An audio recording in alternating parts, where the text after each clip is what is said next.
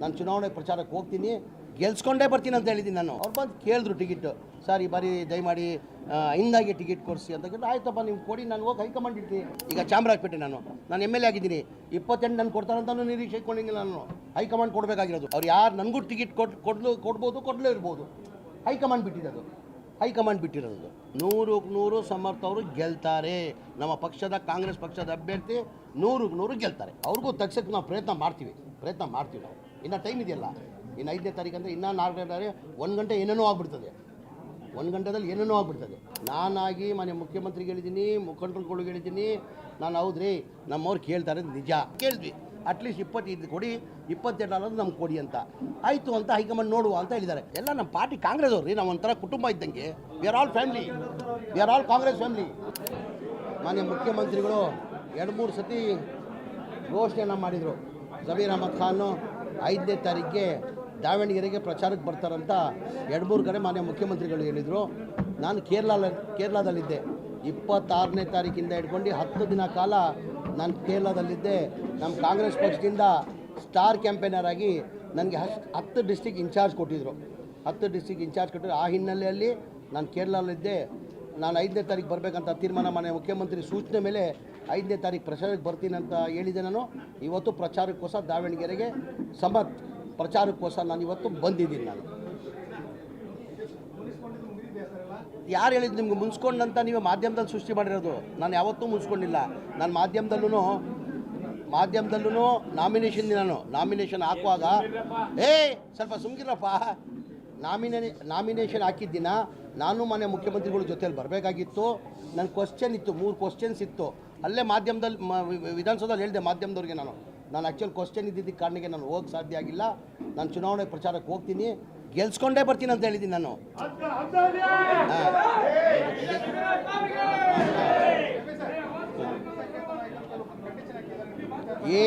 ಏನೇನು ಕಂಡೀಷನ್ ಹಾಕಿಲ್ಲ.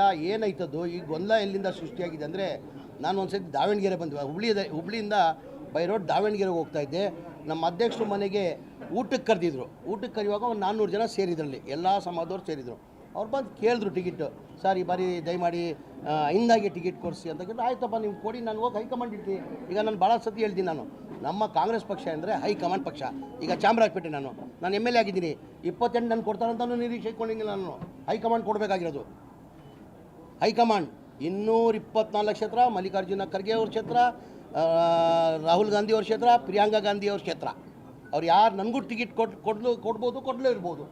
ಹೈಕಮಾಂಡ್ ಬಿಟ್ಟಿರೋದು.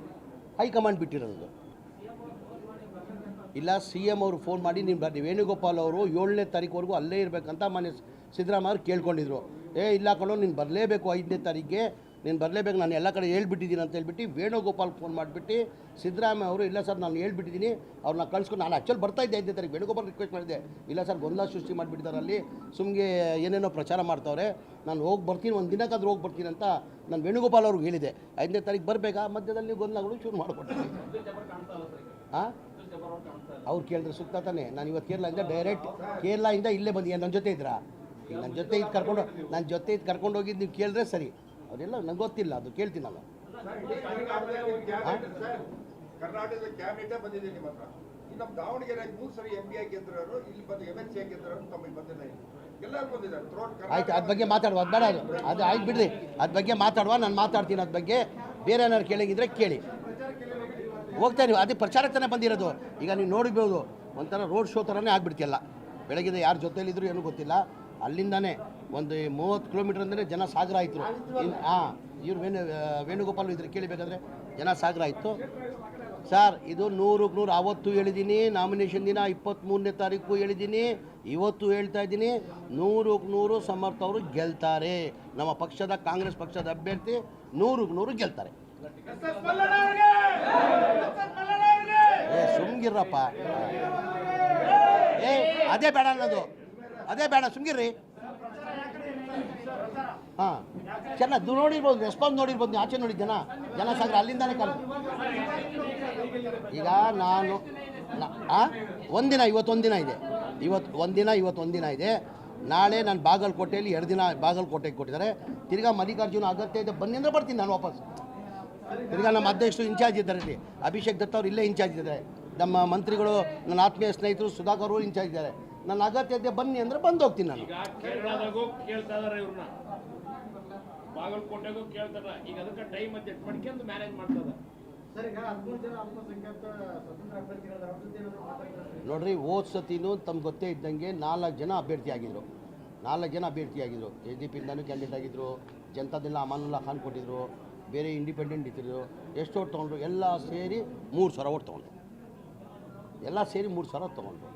ಅವ್ರಿಗೂ ತಗ್ಸಕ್ಕೆ ನಾವು ಪ್ರಯತ್ನ ಮಾಡ್ತೀವಿ ನಾವು. ಇನ್ನು ಟೈಮ್ ಇದೆಯಲ್ಲ, ಇನ್ನು 5ನೇ ತಾರೀಕು ಅಂದರೆ ಇನ್ನೂ 4ನೇ ತಾರೀಕು 1 ಗಂಟೆ ಏನೇನೋ ಆಗ್ಬಿಡ್ತದೆ.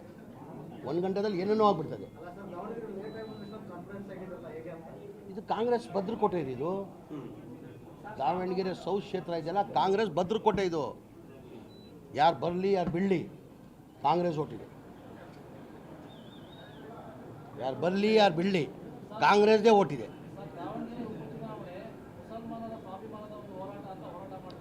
ಇಲ್ಲ, ಅವ್ರು ಕೇಳಿದ್ರು. ಈಗ ನೋಡ್ರಿ, ಈಗ ಟಿಕೆಟ್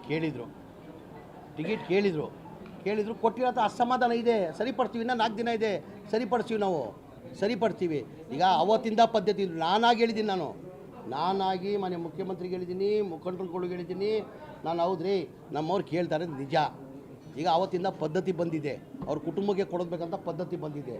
ಈಗ ಬಾಗಲಕೋಟೆಯಲ್ಲಿ ಅವ್ರ ಕುಟುಂಬ ಮೇಟಿ ಅವ್ರ ಮಗನ ಕೊಡ್ತಾಯಿದ್ದೀವಿ. ಇಲ್ಲ, ಕುಟುಂಬಕ್ಕೆ ಕೊಡಬೇಕಂತ ಪದ್ಧತಿ ಇದೆ.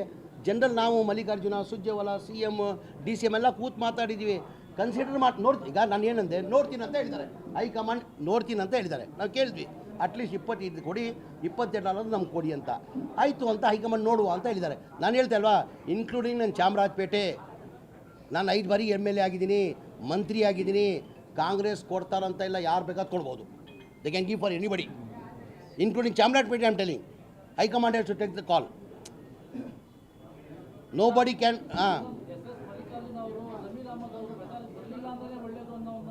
ರೀ ನಾನು ಕೇಳ್ರಿ, ನಾನು ಹೇಳ್ಕೊಳ್ತೀನಿರಪ್ಪ ರೀ. ನಾನು ಅವ್ರ ಆತ್ಮೀಯ ಸ್ನೇಹಿತರು. ಅದಕ್ಕಿಂತ ಮುಂಚೆ ಅವ್ರು ಕೇಳಿದ್ರು ದಾವಣಗೆರೆ ಏನಿಗೆ ಅವ್ರು ಅವನೇನಿಗೆ ಬಂದ ಅಂತ. ಏನು ಹೇಳಿದೆ ನಾನು ಅವತ್ತು? ಏನಿಗೆ ನನ್ನ ಆತ್ಮೀಯ ಸ್ನೇಹಿತರು ಏನೋ ಸಿಟ್ಟಲ್ಲಿ ಹೇಳಿದ್ದಾರೆ. ಅವತ್ತು ದಾವಣಗೆರೆ ನಾನು ಬಂದಿದ್ದೆ. ನಾನು ಯಾರಿಗೂ ಅಷ್ಟೇ ಸಹಜ. ನಾನು ಚಾಮರಾಜಪೇಟೆ ಬಂದು ಹೇಳಿದ್ರೆ ನಾನು ಹೇಳ್ತೀನಿ. ನಾನು ಮನೇಜಲ್ಲಿ ಬಿಡ್ತೀನ. ಈಗ ನನ್ನ ಕ್ಷೇತ್ರದಲ್ಲಿ ಬಂದು ಮೆರಿಕ ಈ comes to my constituency and tell something, I will also ಚೋಟಪ್ಪ ನೀವು. ಓಕೆ, ಹಾಂ, ಮಲಣ ಸಾಕು. ಏನೋ ಗೊಂದಲ ಇಲ್ಲ. ನಾನು ಜಮೀರು ಭಾಳ ದಿವಸಗಳ ಸ್ನೇಹಿತರು, ಚಡ್ಡಿ ದೋಸ್ಗಳು. ಏನೋ ನಾನು ಇವರಿಗೆ ಜಮೀರ್ ಅಂತಾನೆ ಮಾತಾಡೋದು, ಅವನು ಮಲ್ಲು ಅಂತಾನೆ ಮಾತಾಡೋದು. ಬಾರ್ ಹೋಗು ಅಂತಾನೆ ಅವನು ಕರಿತಾನೆ, ನಾನು ಬಾರ್ ಹೋಗು ಅಂತಾನೆ ಕರಿತೀವಿ. ಏನು ಎರಡನೇ ಮಾತಿಲ್ಲ. ಎಲ್ಲ ಸ್ನೇಹಿತರಲ್ಲೇ ನಾವು ನಡ್ಕೊಂಡಿದ್ದು. ಏನೋ ಒಂದು ಸಣ್ಣ ವಿಷಯಗಳಿಗಳು ಆಗಿರ್ಬೋದು, ಆದರೆ ಎಲ್ಲ ಸರಿ ಹೋಗೈತಿ. ಯಾವುದು ಏನು ವೈಯಕ್ತಿಕವಾಗಿ ಯಾವುದೂ ಇಲ್ಲ. ಜಮೀರು ನಾವು ಸ್ನೇಹಿತರಾಗೇ ಇರ್ತೀವಿ. ನಾನು ಎಲ್ಲರಿಗೂ ಯಾರ್ಯಾರ ಪಕ್ಷದಲ್ಲಿ ಅಸಮಾಧಾನ ಇದ್ದಾರೆ ನಾನೀಗ ಟ್ಯಾಕ್ಸ್ ಕೇಳ್ರಿ. ಈಗ ಪಕ್ಷದಲ್ಲಿ ಭಾಳ ಜನ ಅಸಮಾಧಾನ ಇದ್ದಾರೆ. ಈಗ ಅಭಿಷೇಕ್ ದತ್ತ ಅವರು ನಮ್ಮ ಹೈಕಮಾಂಡ್ ಇದ್ದಂಗೆ, ಅಭಿಷೇಕ್ ದತ್ತ ಅವರು ಹೈಕಮಾಂಡ್ ಇದ್ದಂಗೆ. ಈಗ ನನಗೆ ಟ್ಯಾಕ್ಸ್ ಕೊಟ್ಟಿದ್ದಾರೆ. ಯಾರ್ಯಾರು ಅಸಮಾಧಾನ ಇದ್ದಾರೆ ಅವ್ರಿಗೆಲ್ಲ ವಾಪಸ್ ಸಮಾಧಾನ ಮಾಡಿ ಕರ್ಕೊಂಡು ಬರ್ಬೇಕಂತ ನಾನು ಲಿಸ್ಟ್ ಮಾಡಿ ಕೊಡಿ ಅಂತ ಹೇಳಿದ್ದೀನಿ. ಇವತ್ತು ತಾವು ಹೇಳಿದ್ರಿ ಜಬ್ಬಾರ್ ಸಾಹೇಬ್ರಿಗೆ ಮಾತಾಡ್ತೀನಿ ನಾನು. ಎಲ್ಲ ನಮ್ಮ ಪಾರ್ಟಿ ಕಾಂಗ್ರೆಸ್ ಅವ್ರಿ, ನಾವು ಒಂಥರ ಕುಟುಂಬ ಇದ್ದಂಗೆ. We are all family, Congress family. ಹಾಂ,